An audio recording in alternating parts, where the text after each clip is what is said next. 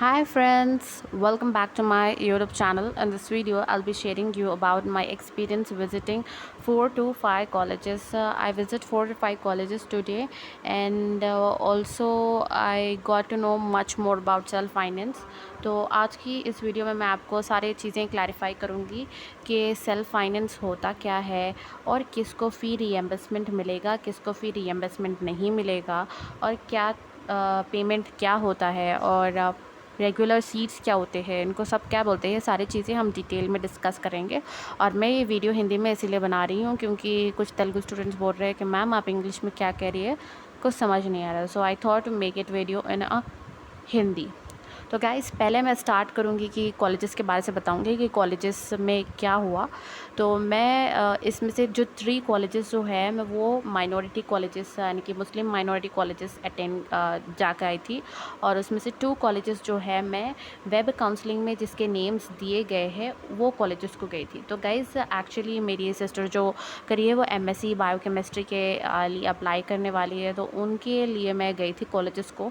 But हुआ यूँ कि वहाँ पर मैं ये जो 3 माइनॉरिटी कॉलेजेस थे, जो 3 माइनॉरिटी कॉलेजेस थे ना, मुस्लिम माइनॉरिटी कॉलेजेस, ये लोग ऑफ़लाइन काउंसलिंग कंडक्ट कर रहे हैं, ऑनलाइन काउंसलिंग कंडक्ट नहीं कर रहा है। तो ऑफ़लाइन काउंसलिंग का क्या प्रोसीजर्स है और आपको कितनी फ़ी पे करनी होगी, ये सारी चीज़ें अभी हम डिटेल में देखेंगे।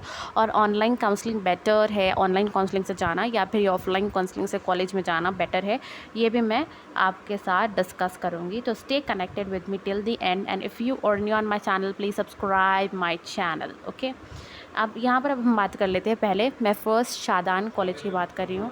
तो मैं जब शादान कॉलेज में गई थी वहाँ पर पहले मैंने फ़ी के बारे से फ़ी के बारे से बात की थी। एमएससी कोर्सेज़ के बारे से है, आप कौन सा भी एमएससी कोर्स शादान में लेंगे तो आपकी फ़ी स्ट्रक्चर यही होगी, ठीक है। तो आप क्वालिफाइड हो या फिर नॉट क्वालिफाइड हो, इफ़ यू आर क्वालिफाइड और not qualified you'll be going to have the same fee structure, okay.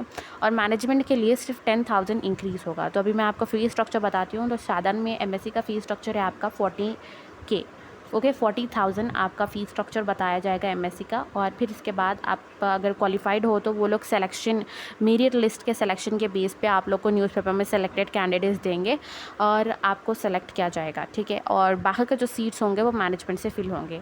और शादान जो है सेल्फ फाइनेंस कॉलेज है, मैं सारी डिटेल्स बता रही हूँ तो अच्छे से सुनना और वीडियो को लास्ट एंड तक वॉच करना। 40K तो उन्होंने बताई फ़ीस। फिर इसके साथ उन्होंने कहा कि एग्ज़ामिनेशन फ़ीस जो होती है वो अलग चार्जेस होंगी। एग्ज़ामिनेशन फ़ीस 1800 सेमेस्टर वाइज होगी, वो 1800 भी हो सकती है या कभी 1500 भी हो सकती है, ठीक है। इसके बाद उन्होंने बताया कि ओयू एफिलिएटेड फ़ीस, ये ओयू एफिलिएटेड फ़ीस को हम डीडी भी कह सकते हैं, ये 3000 होती है। तो ये टोटल आप अगर देखेंगे तो शादान में आपको टोटल खर्चा होगा आपका लाइक टोटल फ़ीस का पर ईयर जो होगी वो 47K तक जाएगी। ये मुझे वहाँ पर पता चला। अब मैंने उनसे पूछा कि स्कॉलरशिप मिलती है क्या, तो उन्होंने मुझे जवाब दिया कि कोई स्कॉलरशिप नहीं आएगी, ना तो स्टेट से स्कॉलरशिप होगी ना तो सेंट्रल से आएगी स्कॉलरशिप। बट उन्होंने गारंटी दी थी कि 50% चांसेस है, वेदर आई तो आएगी नहीं तो नहीं, बट आपको ये सारा पैसा पे कर कर जाना है। तब मेरे दिमाग में आया कि सेल्फ फाइनेंस कॉलेज क्या मैनेजमेंट कॉलेज कहा जाता है। तो मैंने उनसे कहा कि सेल्फ फाइनेंस में मेरे कुछ फ्रेंड्स हैं जिनको फ़ी रीइंबर्समेंट आया है, तो इस कॉलेज में मुझे क्यों फ़ी रीइंबर्समेंट नहीं मिलेगा। मुझे माइनॉरिटी अगर मेरी सिस्टर माइनॉरिटी को बिलोंग करती है तो फिर मेरी सिस्टर को माइनॉरिटी के थ्रू स्कॉलरशिप क्यों नहीं मिल सकती, क्यों नहीं मिलेगी। मुझे कई सारे क्वेश्चंस आए। जब मैंने उनसे पूछा तो उन्होंने बताया कि ये माइनॉरिटी को तो बिलोंग करता है, this college is Muslim minority college, okay, and it doesn't going to have a scholarship, it doesn't offer scholarship. State वाले इसलिए ऑफ़र नहीं करेंगे क्योंकि इनका कॉलेज स्टेट लेवल पर नहीं बताएगा, क्योंकि ये लोग ऑफलाइन काउंसलिंग कंडक्ट कर रहे हैं, वेब काउंसलिंग के थ्रू नहीं कर रहे हैं।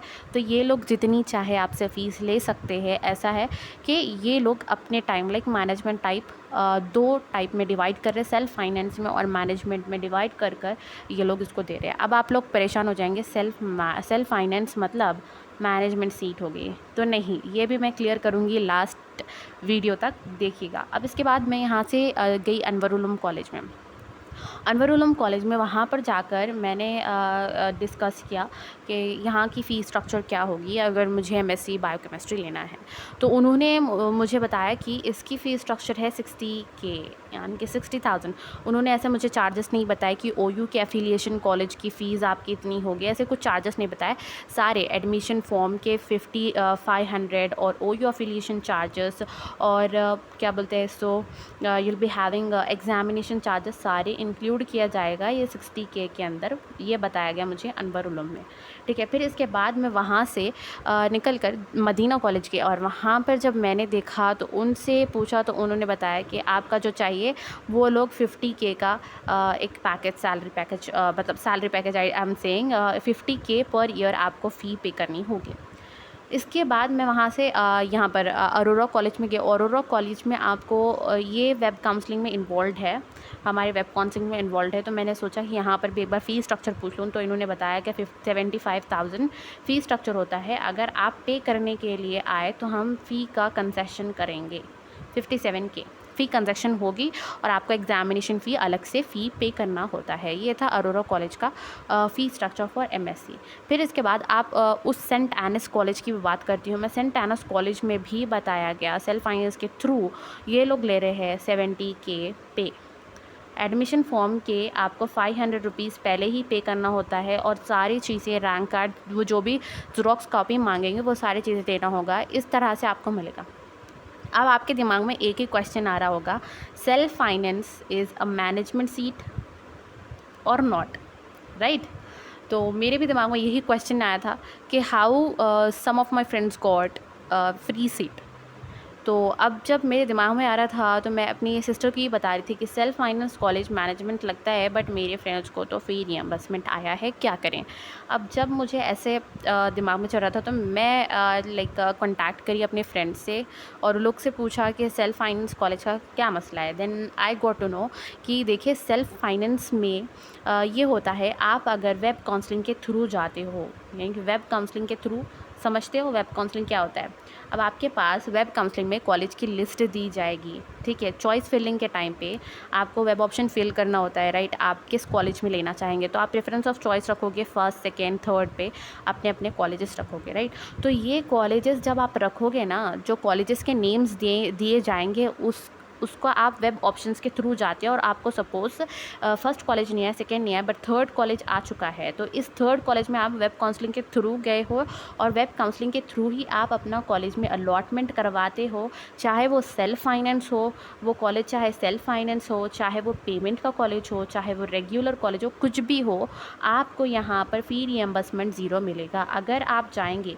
बशर्त ये है कि यानी कि यहाँ पर एक शर्त क्या है, आप वेब काउंसलिंग से, अगर वेब काउंसलिंग से किसी कॉलेज में जाते हो और आपको अलॉट हो जाती है सीट, तो चाहे वो सेल्फ फाइनेंस कॉलेज हो, चाहे वो पेमेंट का हो, चाहे वो कॉलेज रेगुलर सीट हो, तो आपको यहाँ पर फ़ी रिएम्बर्समेंट मिलेगा ज़ीरो। सिर्फ आपको क्या करना होगा, एग्ज़ामिनेशन फ़ी पे करना होता है, एग्ज़ामिनेशन फ़ी, और एग्ज़ामिनेशन फ़ी के साथ आपको कुछ डीडी पे करना होगा। डीडी को इन अदर टर्म्स कहते हैं ओयू की एफिलिएशन फ़ी उस कॉलेज के लिए। तो ये चीज़ें ही पे करना होता है और सीट बुकिंग के 700 रुपीज़ पे करना होता है। इतना ही प्रोसेस होगा अगर आप वेब काउंसलिंग के थ्रू जाते हो। तो आपको डरने की बात नहीं है। अगर आप वेब काउंसलिंग में सेल्फ फाइनेंस के कॉलेजेस डालते हो या पेमेंट का कॉलेज डालते हो या रेगुलर का जो भी कॉलेज डालेंगे, अगर आपको वेब काउंसलिंग से वो कॉलेज अलॉट होता है तो आपको फ़ी रिएम्बर्समेंट आपको मिलेगा ज़ीरो और आपको सिर्फ उतनी फ़ीस पे करनी होगी जितनी वो लोग बताएंगे, ठीक है।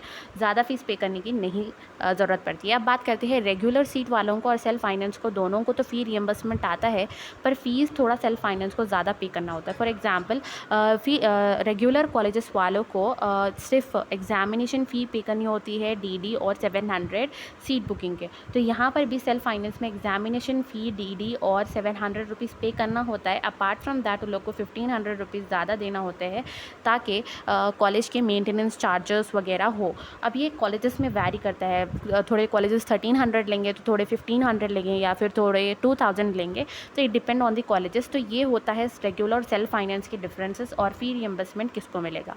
अब इसके बाद अगर आपको किसी का रैंक, अब हम डिस्कस करते हैं रैंक के बारे से। अब जिसका रैंक बहुत ही नियर है, 1 से 20 है टिल 500 ऐसे कुछ है, तो वो लोग को तो सीट आसान से मिल जाएगी।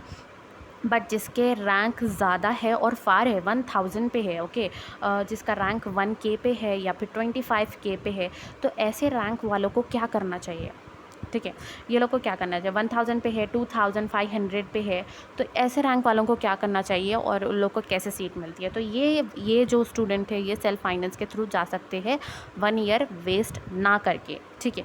या फिर मैनेजमेंट से भी जा सकते हैं। मैनेजमेंट से मेनली NRI वाले जाते हैं, सेल्फ फाइनेंस के थ्रू स्टूडेंट्स जा सकते हैं। तो it depends on the thing. और सेल्फ फाइनेंस में आपको फॉर एग्जांपल मैंने एक कॉलेज का बता रही हूँ, एक कॉलेज के पास एक कॉलेज में 40K अगर सेल्फ फाइनेंस को ले रहे हो, तो मैनेजमेंट के लिए वो लोग लेंगे 55K to 60K फ़ीस लेंगे। तो ये सारा प्रोसेस है मैनेजमेंट सेल्फ फाइनेंस का। और आपको सब कुछ क्लियरली समझ आया होगा कि मैं जब कॉलेजेस को पढ़ी तो मुझे तो लगा था कि सेल्फ फाइनेंस जो है मैनेजमेंट के इक्वल है। फिर जब मैं लेटर इसको सारा रियलाइज़ करी, जब मुझे पता चला कि ये सेल्फ फाइनेंस जो है मैनेजमेंट के इक्वल नहीं होता है। अगर आप रेगुलर पेमेंट कौन सा भी कॉलेज डालते हैं और उसको वेब काउंसलिंग के थ्रू आपको सीट आती है, तो आपका फ़ी रियम्बर्समेंट होगा 0 और आपको स्टेट से स्कॉलरशिप कम्प्लीटली आएगी। और साथ ही साथ सिर्फ आपको 3 चीज़ की फ़ीस पे करनी होती है, वो है DD examination fee and your seat booking fee, that's it. और सीट बुकिंग आप जब कर देते हो 700 रुपीज़ देकर, तो आपकी सीट बुक हो जाती है। अगर आप बुक नहीं करते हो तो आप सेकेंड फ़ेज़ की काउंसलिंग अटेंड कर सकते हो। तो गाइज़ ये सारा प्रोसेस था। अगर आपको मेरी वीडियो हेल्पफुल लगी हो तो please subscribe my channel and share it with your friends maximally, so that they can also get benefit from this video. And do hit the bell icon so that everyone can every notification of my channel will get receive. If you like my video, it will reach to many people, so please like my video and